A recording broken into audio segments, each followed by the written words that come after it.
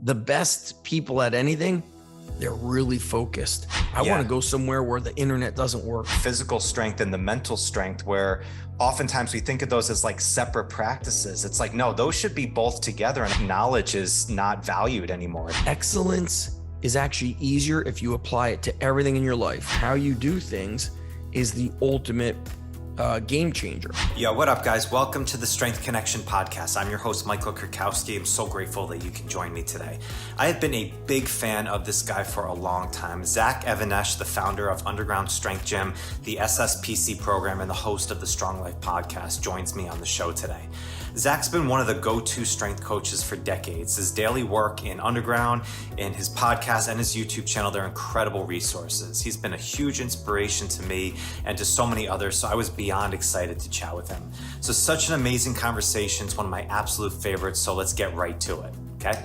Awesome. So if you like this episode and you want to give the podcast some love, please rate and review it wherever you're listening to it. And don't forget to subscribe and catch all new episodes that are going to be dropped every single week. All right, thank you so much, guys. Now let's get on with the show. What's up, everybody? Welcome back to the podcast. And Zach, what's up, man? It's so nice to meet you. It's really an honor. Appreciate it. It is great. And of course, we chatted a little bit before recording, and it's this, what's the thing? 7 degrees of Kevin Bacon. Did you ever hear that game where like everybody's connected? Oh yeah. I remember that. Oh yeah. That's a great game. Oh, that's funny. I never played the game, but I heard of the game, and it was basically like, everybody in some shape or form is connected to Kevin Bacon. Yep. So, you're telling me where you live. I'm like, oh, I've been to that area. It's beautiful. And then mentioning our mutual friend, Brian Grasso. Yep. Known him for, it's all right. So we're almost 2023. I think I've known him about 20 years now. Yeah. Yeah. So BG, shout out to BG. I love you, man. Appreciate it. And it's like I said before, it's an honor to have you on. I've been a fan of you for a long time with the work that you do. You have such a great, no nonsense, no sugarcoat approach to it. I equate part of that theory into you're from Jersey. I know quite a few people from Jersey, but I know just the work that you do and put out for Underground Strength with the podcast of Strong Life, which I believe is like 350 episodes or so now. Yeah, we're I'd have to look at my notes. I think I might be at 349. Yeah, I just did this was 350. I just recorded 350 this morning. Damn. Man, time flies when you're having fun, right? Yeah. Well, congratulations, dude. That's a huge accomplishment in itself, and I'm a huge fan of the show. I appreciate it. The first ones, I didn't even have a title. That's kind of how I roll. I was like, I'm just going to start this podcast. It was a video podcast, which technically isn't a podcast. Yeah. But I did the first few episodes with no audio because I didn't know how to. Software has changed so much that I couldn't figure out where do we upload the audio? So I did the first episode with Martin Rooney, and then Eric Cressy was the second, or vice versa. Okay. But Martin and I, when we were chatting, he's like, you should just call, you should just call this podcast the Training for Life podcast. Yeah. And it very much could have gone that way. Somehow, some way I came up with, I think it started as the Strongcast and it became the Strong Life podcast. Yeah, no, it's funny, humble beginnings that you start with. I remember me and my former partner, Chris, when we started our first podcast, we were in our studio, and I think we just threw a cell phone up and just like recorded it and just stood back, and we were like screaming towards it. It's like, yeah, maybe we should get a different setup for this, get some microphones and stuff like that. But, sure enough, a few hundred episodes later, things pop up from there. So that's hilarious. Old technology just changed how we had to do things. And I think that coming up in those times was you got very good at figuring out how to make do with what you've got, which works it works in favor for you in anything. Whereas if we take that today, everything is so convenient and easy. Yeah. I think that works against you, whether it's, I work with high school kids. So talk about how, hey, you could never leave your house. You could order food from your house. You can exercise from your house. You want to date people. You actually don't have to go out and meet people. You don't have to have a social life. So the whole thing works against your health, your overall, like if I look at health, it's like an umbrella with all these things under it. And so I think that that's why they say our generation will outlive that generation, or we will be older than they are and healthier and more capable than the younger generation, which is crazy talk. Yeah. It's, it's interesting because with all the options that come in, I mean, you still have to do shit. And I mean, that's the thing. And I hear you, coin that all the time on the socials. It's like, I mean, that's the kind of one of the most beautiful things about physical training is you can't read your way or just kind of, use technology to get your approach into a strong body. You've got to put in the work. It takes time and it takes that discipline. I think that's why it's such an awesome, conduit for so many other avenues in life of get that physical side of strength first. And then the mental, the emotional, the spiritual side, you kind of have a reference point that builds into it. And I still think, I mean, with everything now in the youth, and you work so deep with the youth athletics right now. I did that for a while. I've been out of the game, for a bit, but my sister's a teacher. I have a lot of clients that are teachers, and talking about the youth mind right now is so different. It's like, I couldn't imagine having all these options when I was 16, 17 years old of everything, of the socials, of the dating and stuff like that. It's like, it's a whole different world in here. They're distracted. All those distractions make it harder for you to get stuff done. And one of the early founders of Twitter, Tim Ferriss, always has him on the podcast. Dang it. Not, let me just reference my phone real quick. Yeah, no because doubt. It's not Dorsey, is it? I don't have his number, but I speak with his. Oh, I don't have it. Let's see. So, I speak with Kamal Ravikant, and it's his brother. Oh, Naval. Naval. There you go. So Naval said that social media, it makes you feel like you're doing stuff because you're busy. He's like, but ultimately you're not really accomplishing anything. He's like, so it's the game. It's a game. It sucks you in. You are busy, quote unquote, doing stuff.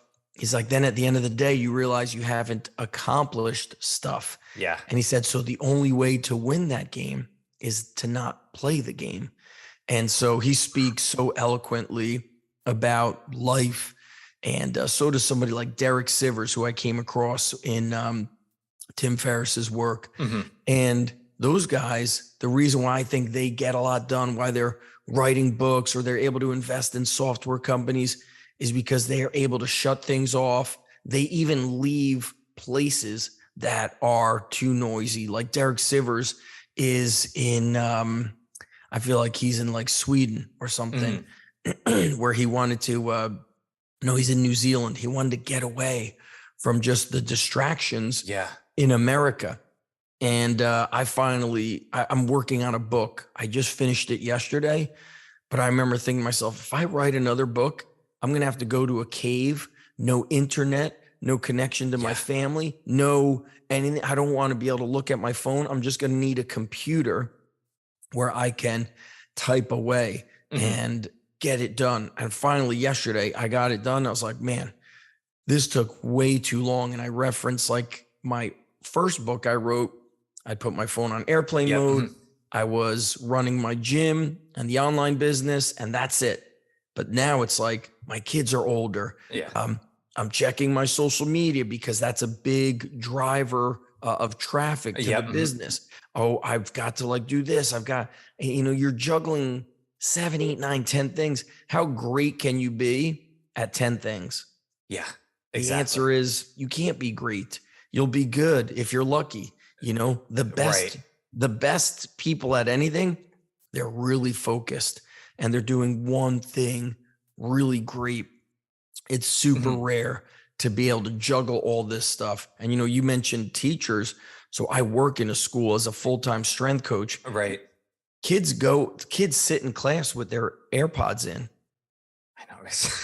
Dude, I don't know. How do you engage in a conversation with anybody? Imagine like, Mike, you and I are having this quote unquote conversation now, but I got one AirPod listening to something else. This AirPod's to you. how good, let alone great, could the conversation be? Yeah, That's exactly. insane, Yeah. and it's scary times, dude. It's It's scary times because they will run the country. They are our future. And yeah. that's also my children, 16 and 14. Maybe it's just the school I'm in, but my daughter doesn't have AirPods in Mhm. her ears while she's in class. Yeah. Well, it is. It's like it's almost like if you have your phone and like you're connected in, we think of it that way, but it's like you're connected when you're not even connected. You're like just instantly need to be connected if any type of notification pops up over it like any time. So I remember when the first Bluetooths used to come out, and you'd see the people with it on the ear, and Yes, they'd be walking around, and I'm looking like, look at this fucking guy. Like, what the that's hell is right. going on here? And now it's like I see people all the time, and it's like to have the phone out and you're talking while you're in line, like to order something in there. It's like, I mean, My it's brain doesn't work that way. I yeah. actually, yesterday, my daughter was over her friend's house, and right down the street is a, quote unquote, hardcore gym.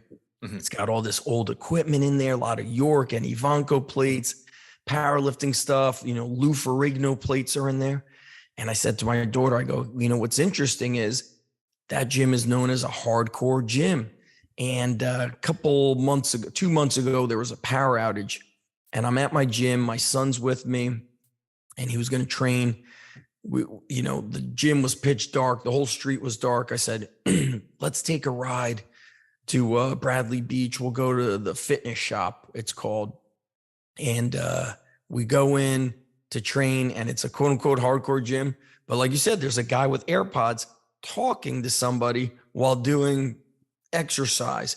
Mhm. I mean, I could never focus like that, because when I was a kid, I remember reading Arnold's Encyclopedia of Modern Bodybuilding, Yeah. Mhm. and he spoke about the power of the mind to muscle connection. And when you're a teenager, that's hard to figure that out. But now that I'm older, I can really understand things like he said when he would do curls, he would visualize his biceps as a mountain peak. Yeah. And so if I'm training, I can like visualize like my chest muscles growing as I'm doing dumbbell benches. Yeah. I can really connect to it, but I'd never be able to do it. That would be like me podcasting with you while training. It would be Right. impossible.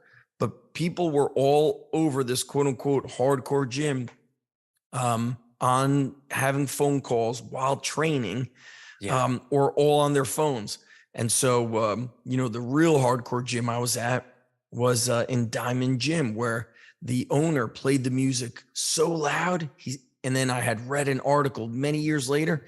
He did it to distract you from having a conversation. Wow. Yeah. Okay. Mhm. And I didn't know that, but it really added to the atmosphere. And nobody was like, Michael, I can't hear you. Like, Yeah. like, are you trying to tell me what you did over the weekend? Right. It wasn't happening. The music was too loud. Yeah, that's great. Yeah, well, it is. It's like, I mean, setting the environment up for training is so big. Like I see that now because, I work predominantly from home. I have my own home gym and stuff, and I get my work done. But there's times when it's very easy to get distracted in that time. That's why I have a small space, a small gym that I still just go to, just to go in, just when you need to get away and you need That's to right. change that environment up. And I forget, I think it was like even on like writing and stuff, like Stephen King would say that, like even when he was writing a book and he would go for a walk and take a break, he would have a book in his hand, because he said he always wanted to be either writing or reading. And like even if he didn't anticipate like reading, he would still have the book in his hand. He was setting the environment up for if he wanted to stop and just have that in there. I think I've heard, I can't remember the names, but I've heard of many like prolific authors and writers. Mhm. They would go away to a cabin in Yeah. the woods.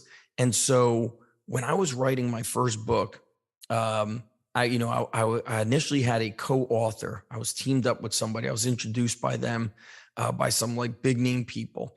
And in a long story short, my co-author, he like bailed out. He just quit, because they would like work all night and sleep all day. They were like vampires.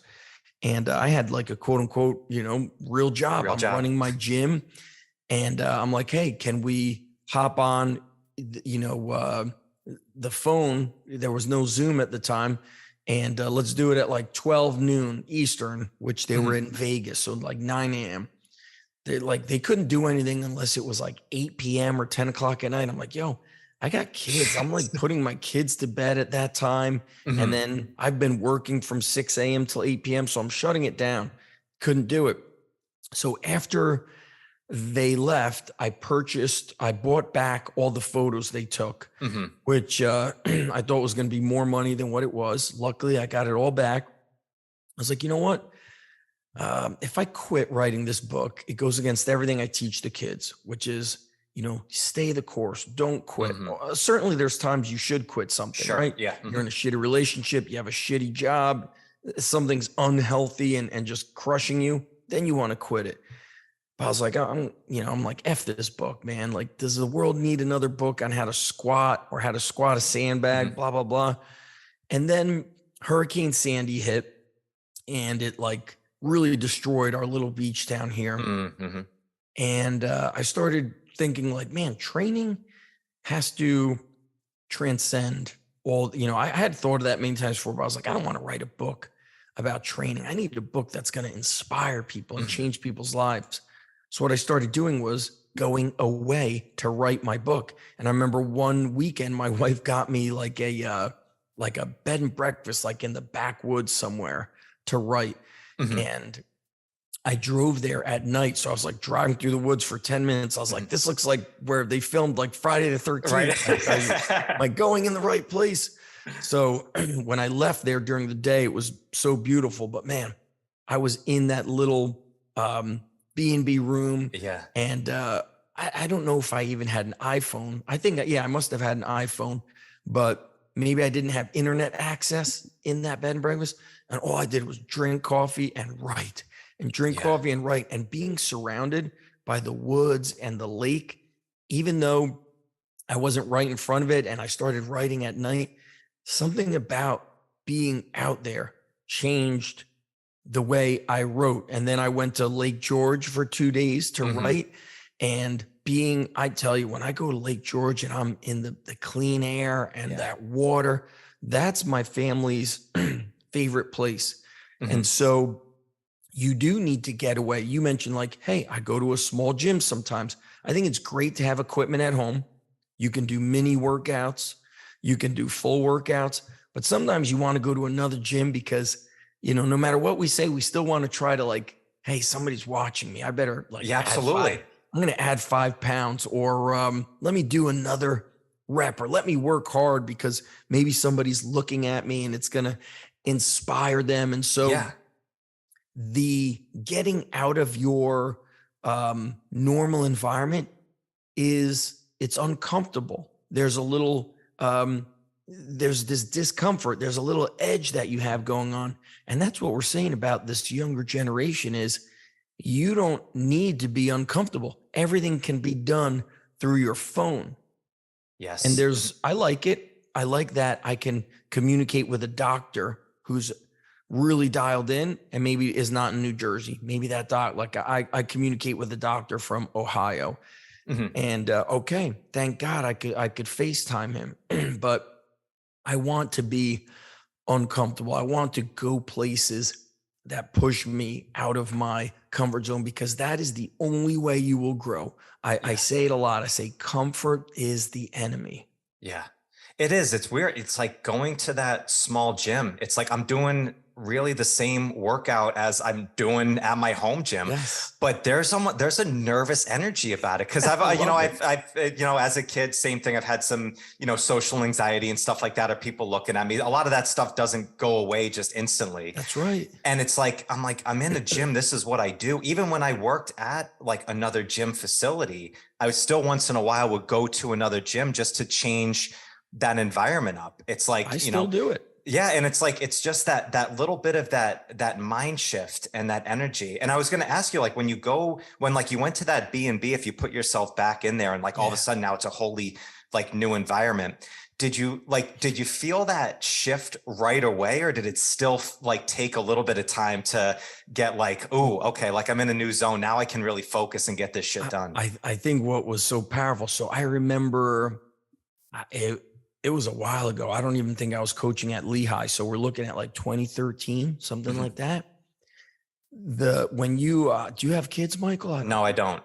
So when you have kids, the house is hectic. Yeah. And so when you have quiet time, you're like, what the heck?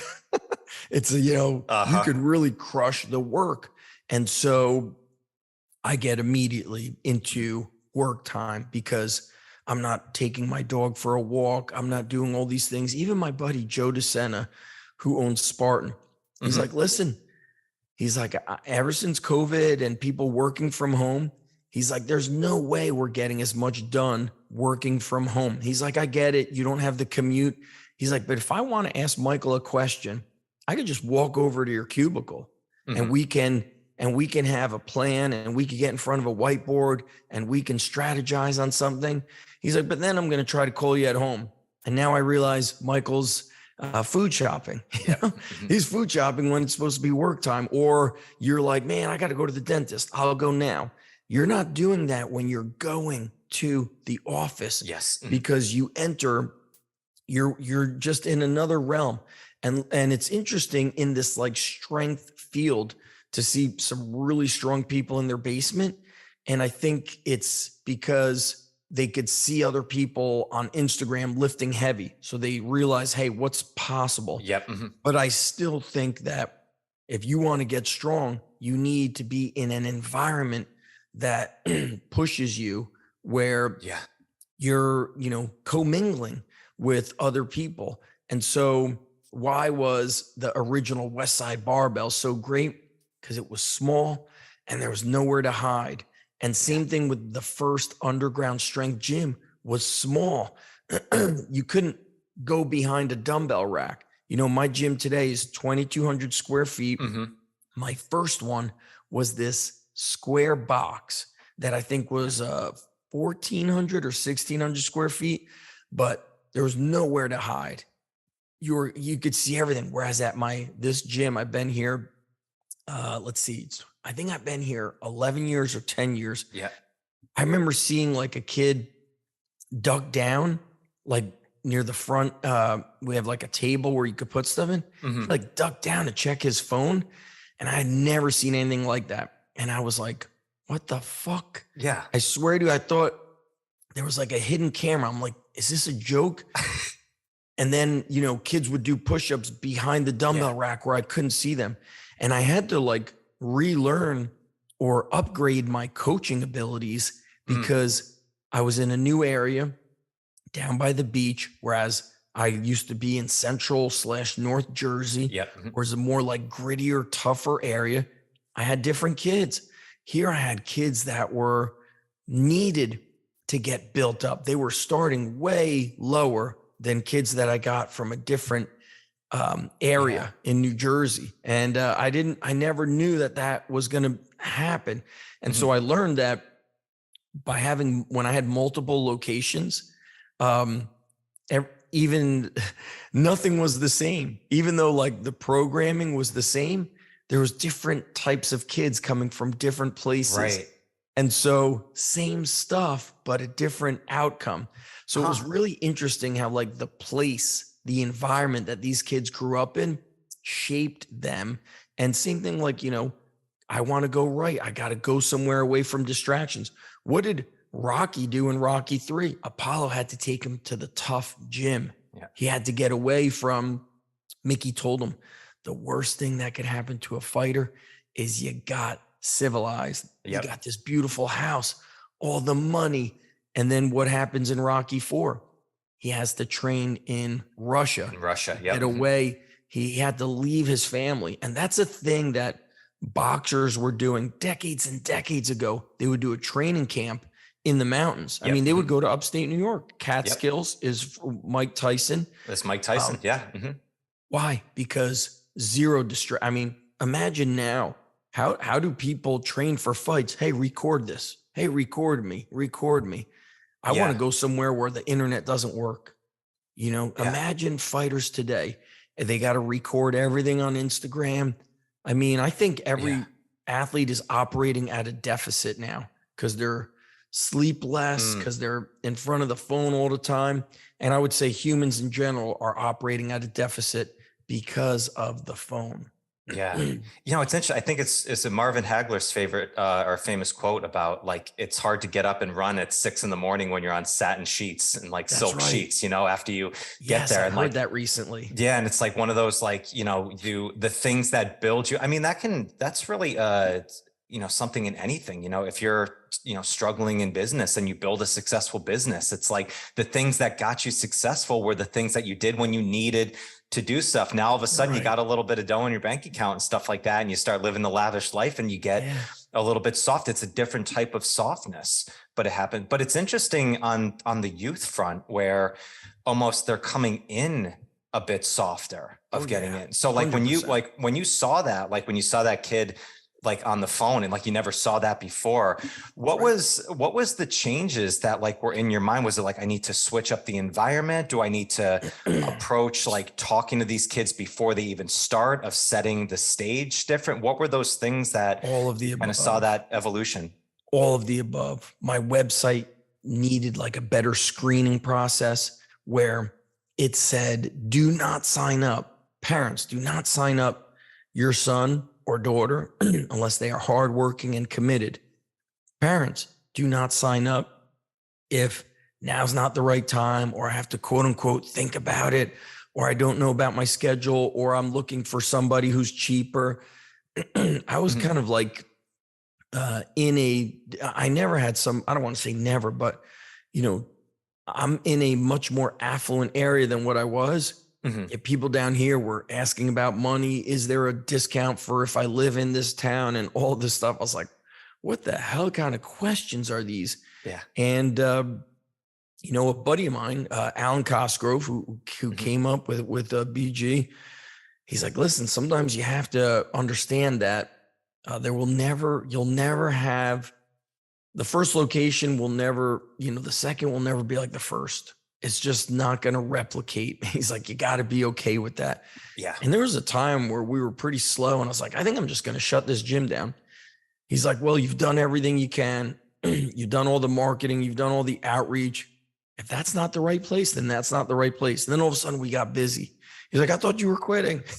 It's like, I fucking don't know how to quit. That's a problem, Yeah. Yeah. And so these kids here, I had to build them up. I think my own coaching style changed also as my own children, started to grow up. So when I moved here, my kids were almost 2 and almost 4. Okay. So they were like 1 year and 3/4, 2 years and 3 years and 3/4 old.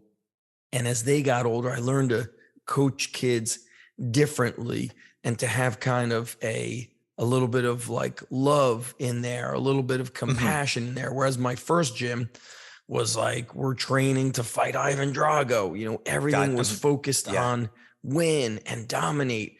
And also I started engage. I guess maybe parents started engaging more with me and sharing more about the struggles that the kids were having, emotional struggles at school, confidence struggles.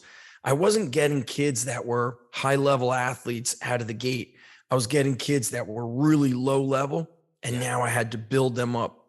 And so my training has always been improving and evolving, but I had to get really good at saying, okay, this kid can't do a pull-up. This kid can't do a push-up. How do we reverse engineer all that? So that has been really big since opening and being in this location for 10 years and I've always implemented it, but around here, I've had to implement it even more. And it's interesting, my wife always says, listen, we moved down here to get away. Our kids don't need to experience the way we grew up, right? It was just a bad area, like a lot of drugs. You always had like people threatening you in one way or another. There was bullies everywhere. Somebody always wanted to kick your ass. Right. Yeah. You're always looking over your shoulder. You got one eye forward, one eye, head on a swivel. Yeah. And she's like, we got out of that area so our kids don't need to grow up in that. And so I learned, like, if there's no threat, there's no reason, there's no deep inspiration for somebody to get strong. Like I did not begin exercise and strength training because I was training for sports.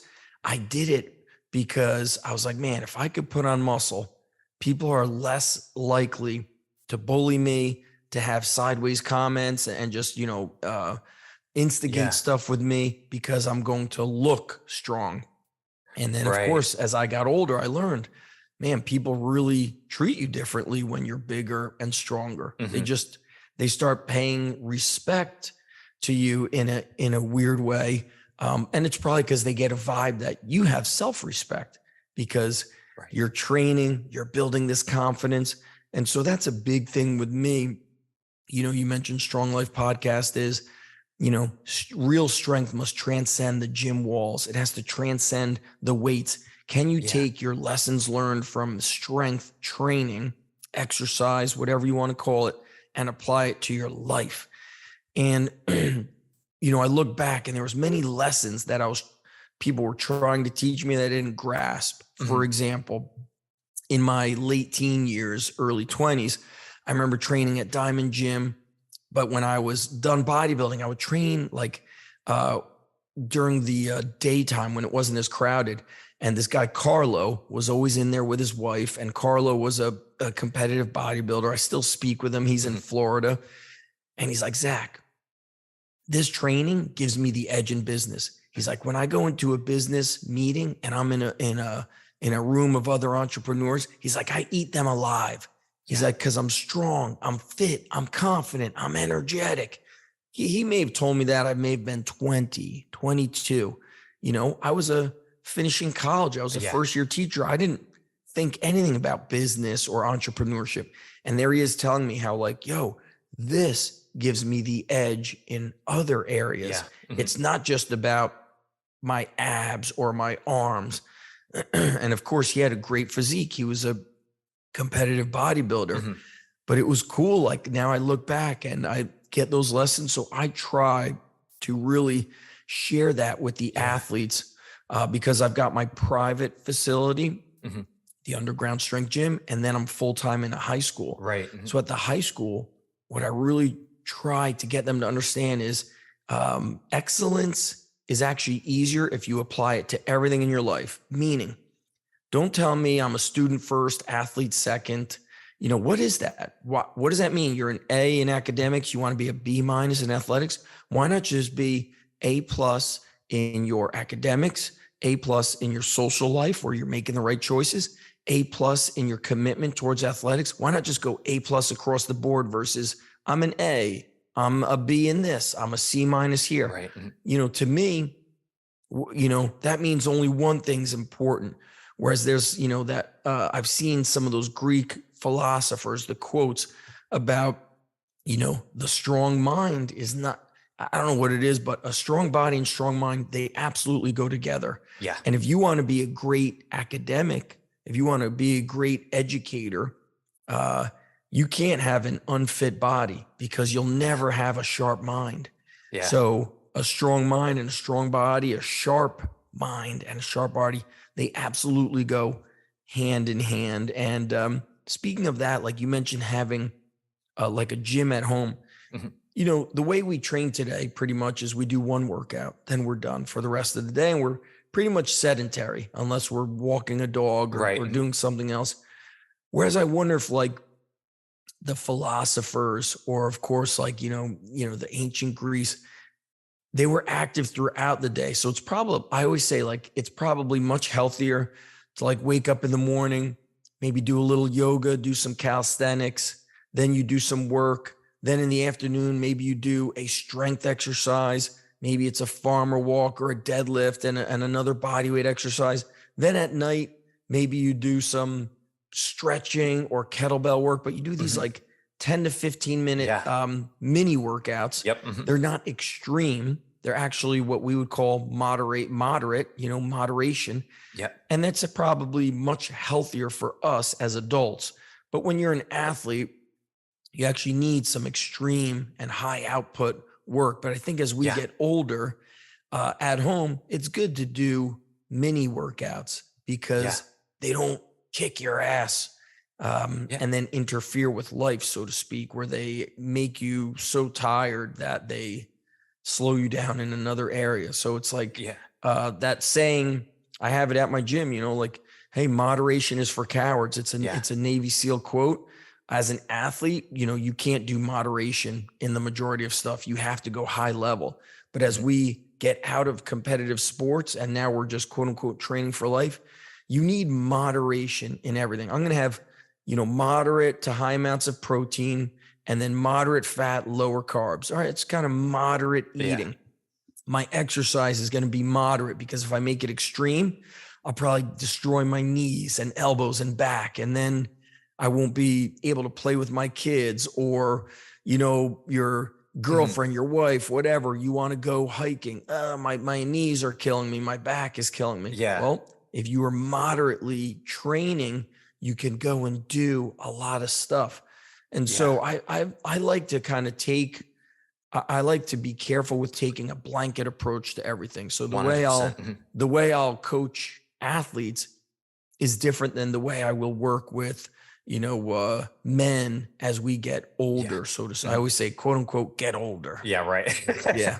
It's interesting, because I mean, definitely for athletics, if there's a specific, sport, something that you're really aiming for, you need some specific time to accumulate the volume and stuff like that, build that up.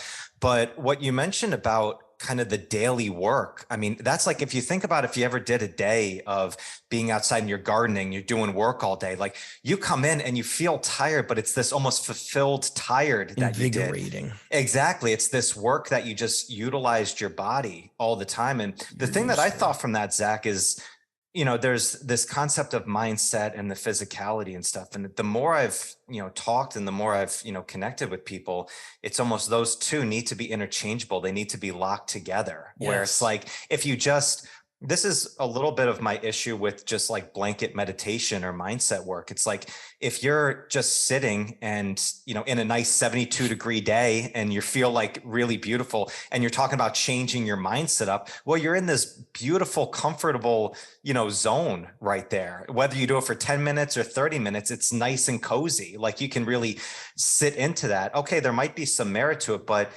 if you go for, a hike or you do a workout while you're applying those mindset practices in there, and you're doing that a few different times throughout the day, now you're building up a little bit more of a reference point, to that. It's like if you just work hard in the gym as a young football player and you just mosey through practice and you don't apply that same mindset, well, if you're going to go into a game, and you can't, dial in that mindset of, going for the kill, then it's not going to apply over. So I think that's it's such an interesting thing of the physical strength and the mental strength, where oftentimes we think of those as like separate practices. It's like, no, those should be both together. And I think one way to do it is, do 10, 15 minute segments of it, all day throughout the day, and see how that applies. That might be a really, really good avenue.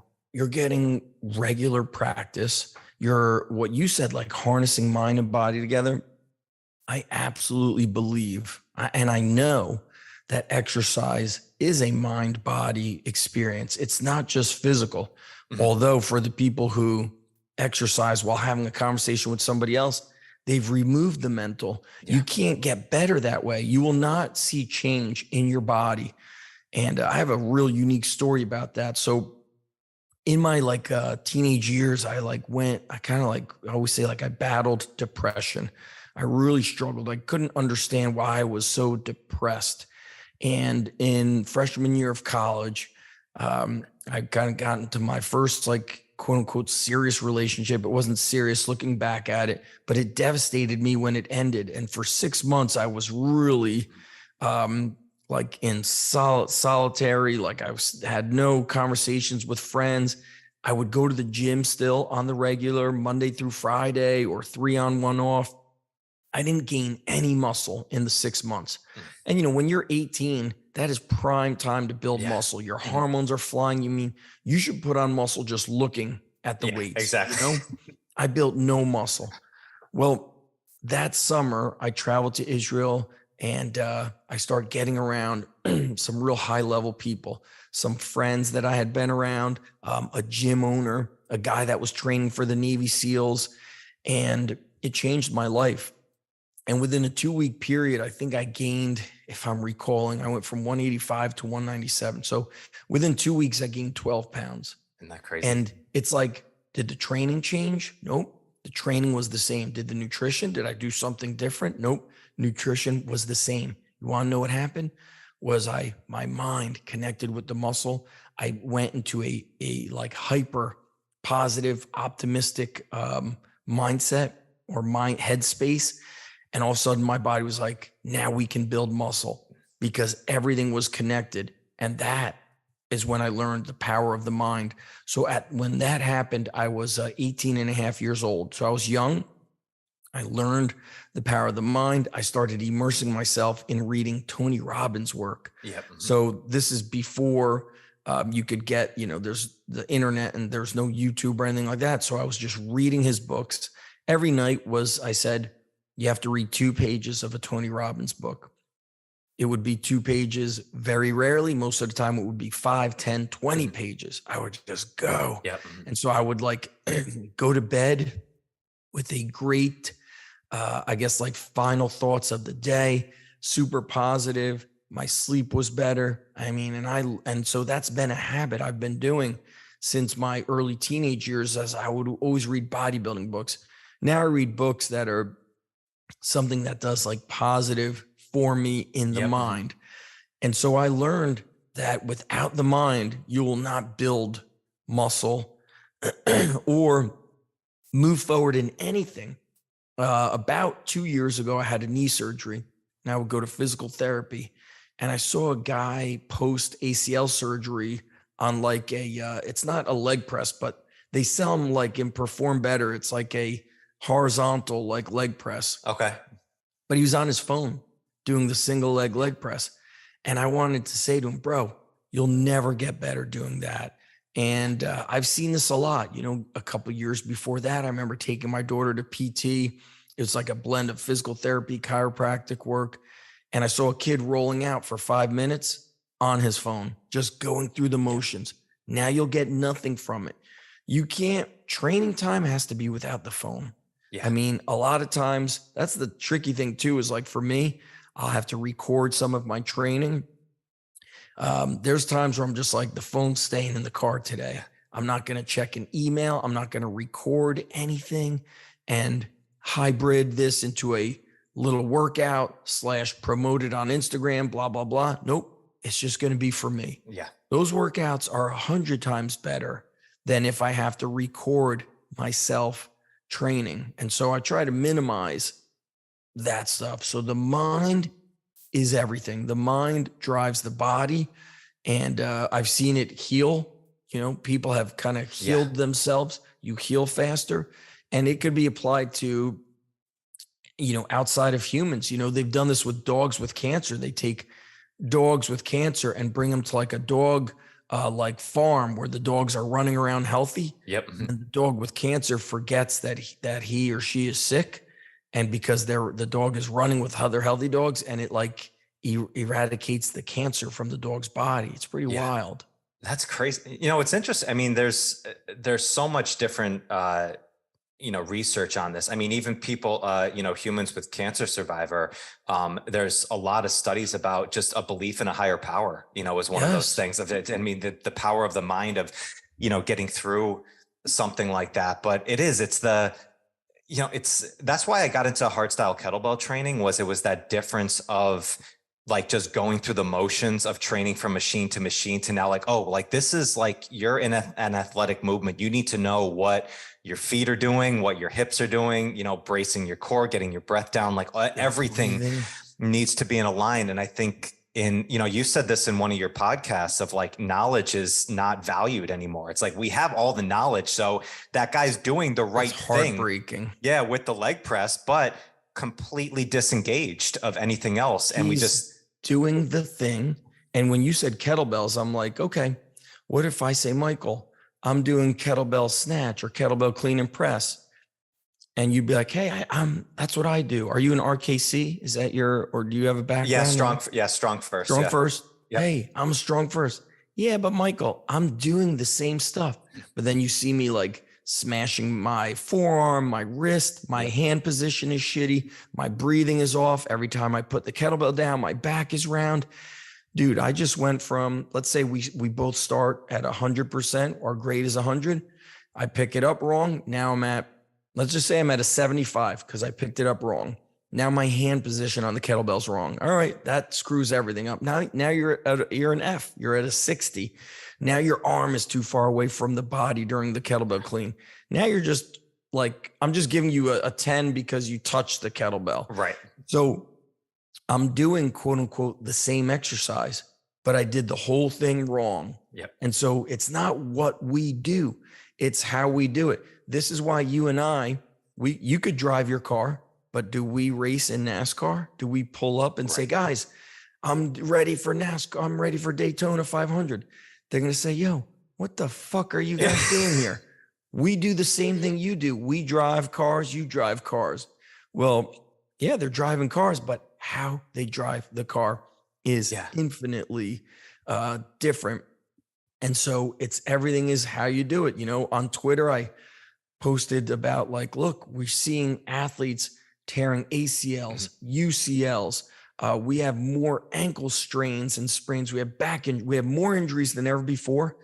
Yet sport clubs keep saying speed and agility. Yeah. What speed and agility do I need? Why do I not need to build muscle mass and strength and stability?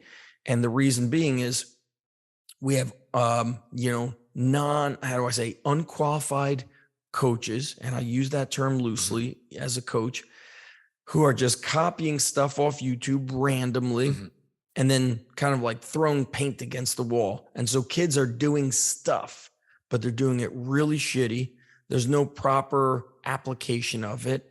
And so somebody said, well, kids are lifting more than ever before. They're going to gyms more than ever before. I go, yeah, but have you seen them in a gym? Yeah. They sit on machines. They sit on their phone. The technique is dangerously incorrect. They lift either too heavy or too light. They just don't do it the right way. And so application of the thing, right? Expert coaching, expert application, expert implementation is the difference maker. This is why I always say, if it's all the same, how come we don't all bench 600 pounds like the guys at Westside did? I bench, they bench, it's the same stuff because it's their atmosphere, it's the coaching, it's how they do it. And so how you do things is the ultimate game changer. I cook food. Do you cook steak? Right. Yes.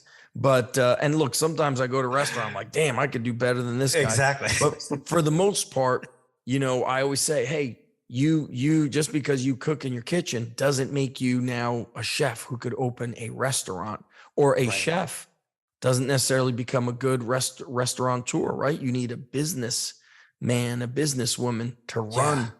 So that's how I look at things, because we're in a place where, like you said, knowledge is free. If I want to be an expert at anything, if I want to learn how to be an expert in like fitness for diabetics, for men or women in their mid 30s and older, I could just study all YouTube and read articles, and I could be an expert easily by immersing myself.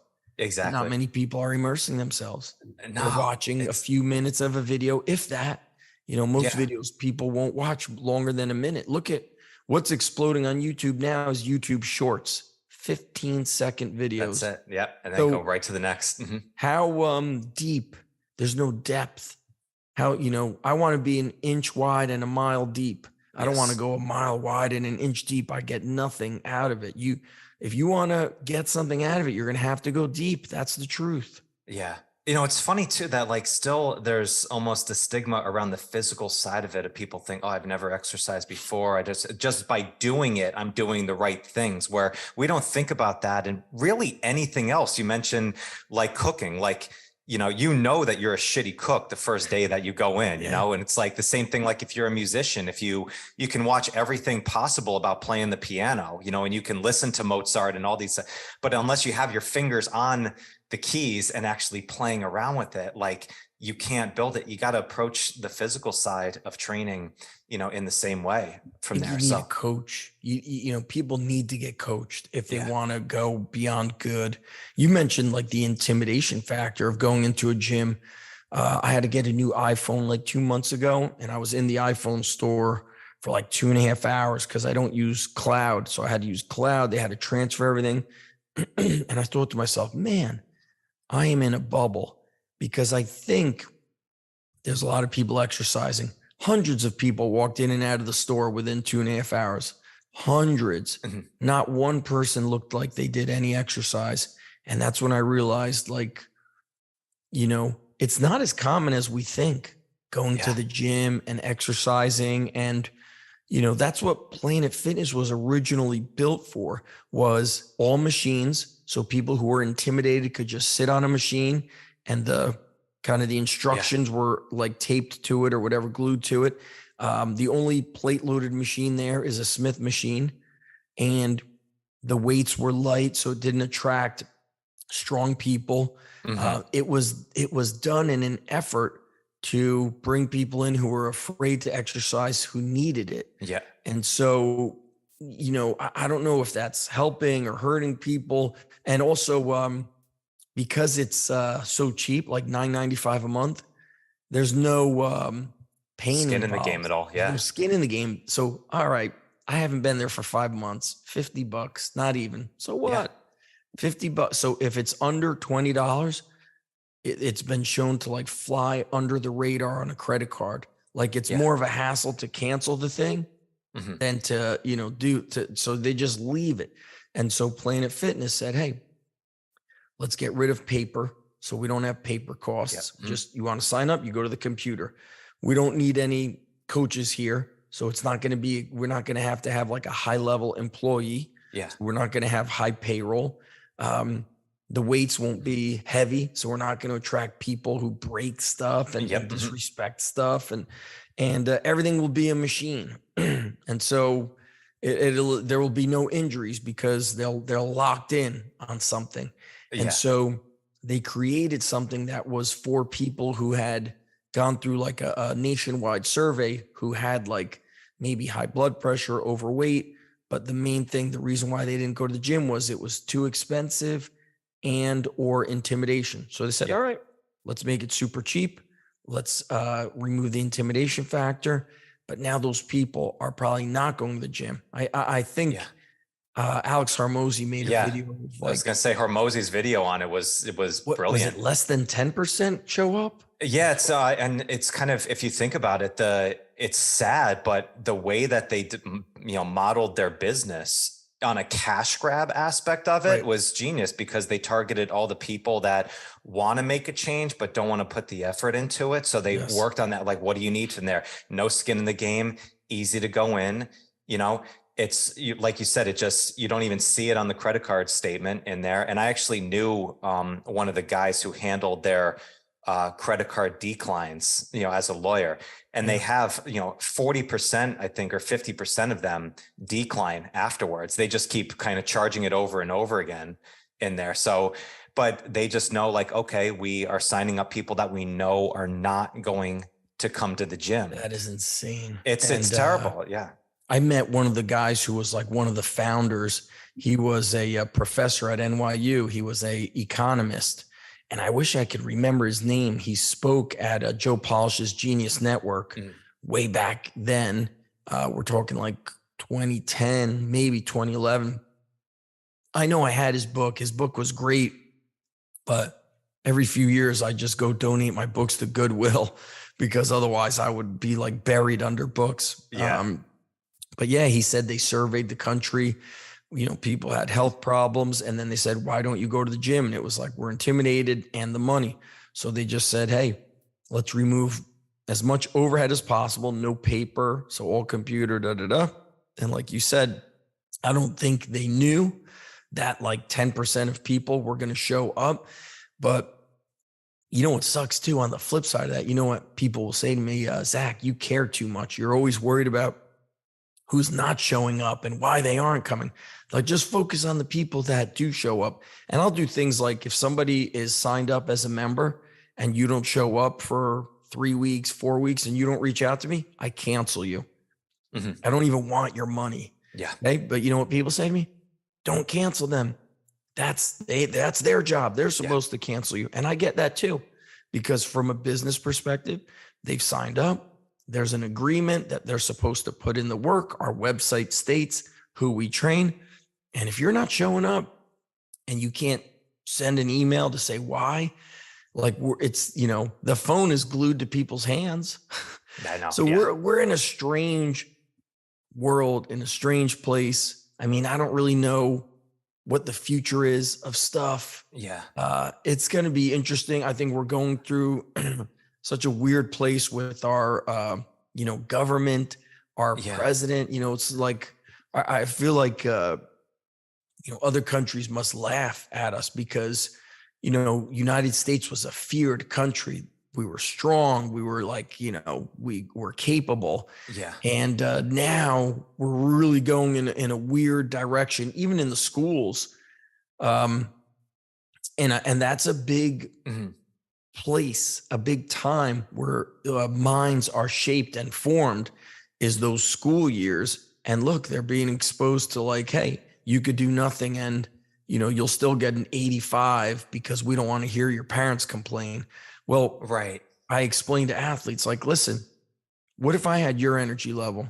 If I was yawning, if I was going out, checking my phone every 5 minutes, is that the coach you want? And what if I come in to work and I go to the principal and I go, can I just not do this today? They'll be like, bye, you're out. And so they're getting the opposite. Like, they don't have to do anything and they're still getting the end result. Here's your diploma. You get to keep this. Whereas that's not how the real world is going to work. Eventually you're going to get to a place where you have to work. You have to put in effort. You got to show up and you got to be reliable and accountable.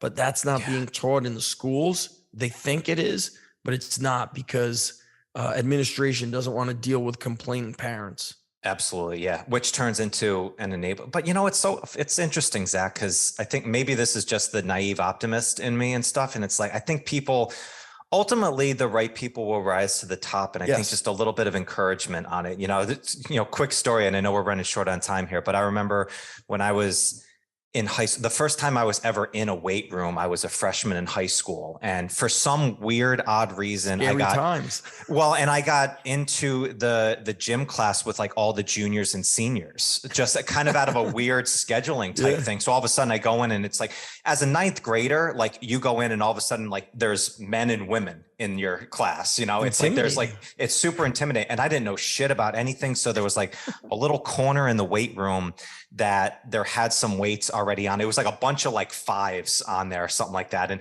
I did a bunch of shitty reps of a bench and, I started taking all of the weights off of the bar, not knowing that you need to like take them off evenly. That's right.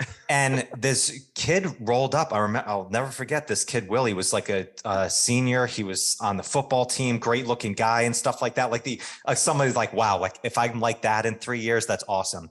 And he came up to me and he's like, hey man, he's like, you got to just make sure that you take them off both sides on it. All right. Hey, you got it. And then just kind of walked away and just kind of a little like short wink. And just that little, like, I thought he was going to be like, hey, you fucking idiot. Like, what are you doing? Right. Like, and that would have just been it. Cause I was just very nervous and shy. That could have screwed up your whole. Absolutely. Yeah. And just that little bit of encouragement. And this is like, this is 20 something years later. And I still remember that story. So I think whether you're a coach or whether you're even just an enthusiast in a gym, like just encouraging the people around you. Try it like this. Hey, just keep your elbows in, try that. What's so funny is when you say that is years ago when I had my first location, I was sharing the parking lot with a commercial gym. So once in a blue moon to change it up, I'd go in there. And I remember trying to help a high school kid and he's like, no.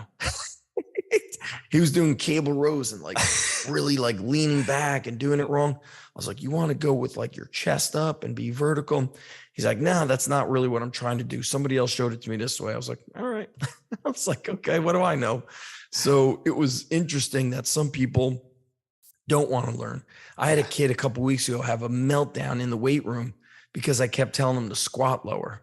I mean, he had an absolute meltdown, like something that would have gone like YouTube viral. He was screaming, crying. He cursed at other kids because I kept saying, you got to go lighter. You have to squat lower.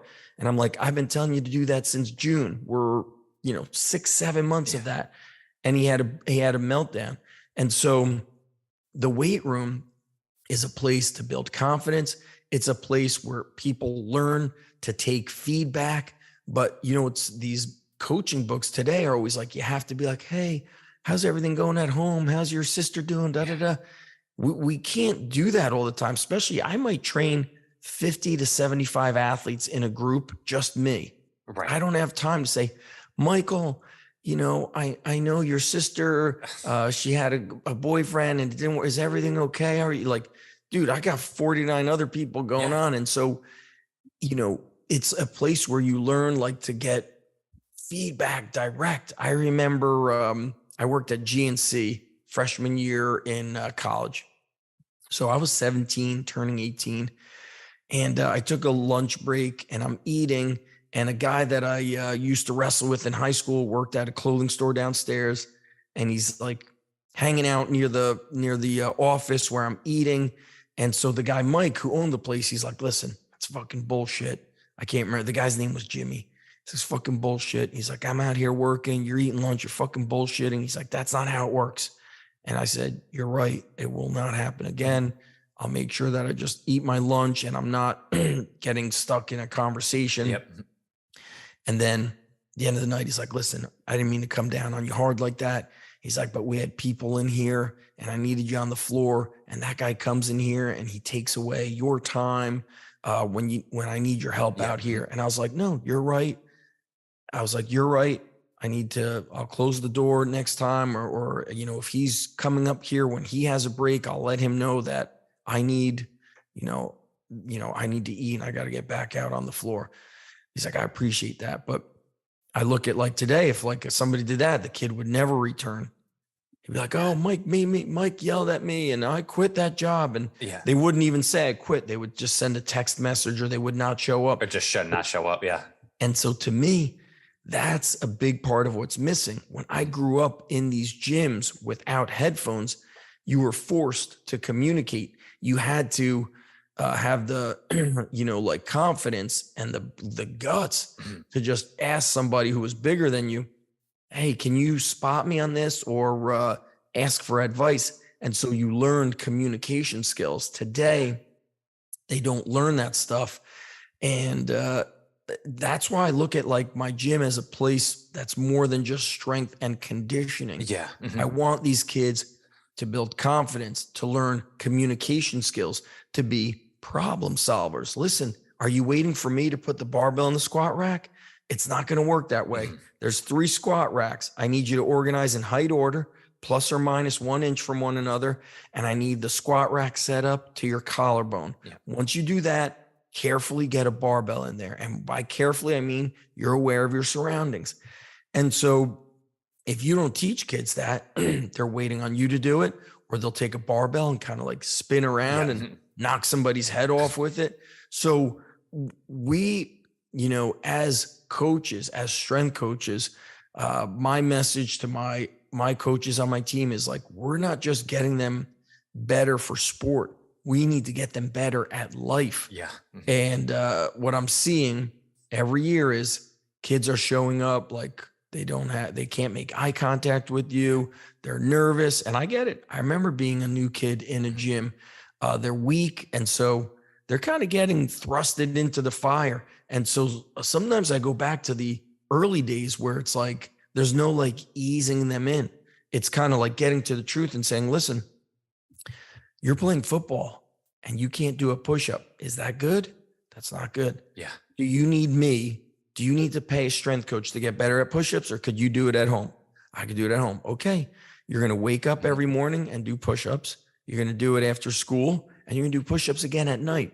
You're going to get better without me. Okay. Because push-ups is something you could do on your own. And I also say the media we consume, I think has an impact. So I'm a big Rocky and Sly Stallone fan. So I watched Rocky 3 when I was in 3rd grade with my older brother. And I was like, man, we gotta go running.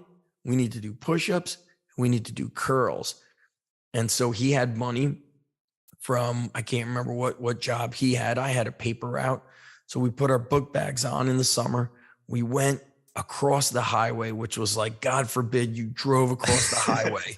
It was like you could die. We went to Herman's Sporting Goods, bought 40 pounds. He put 20 pounds in his book bag. I put it in mine, rode our bikes home. He had those spin lock dumbbells and barbells. And then we just started lifting weights at I was 8 years old, and thinking it's normal. That's awesome. 8 years old is a baby. Yeah. Oh, But that's so you know what I'm saying? I just thought it was normal. It'd be a news story nowadays of like child abuse of the 8-year-old. I thought this is what you do. You do push-ups, curls, and you go running. Today, kids don't run. You know, running for me. Whoops, sorry, bro. Running for me was a mode of transportation. Yeah. Hey, I gotta go up the street. Okay, you're running there. Yeah. You know, I have kids who might live 3 blocks away, get a ride to the gym. It's bad. Yeah.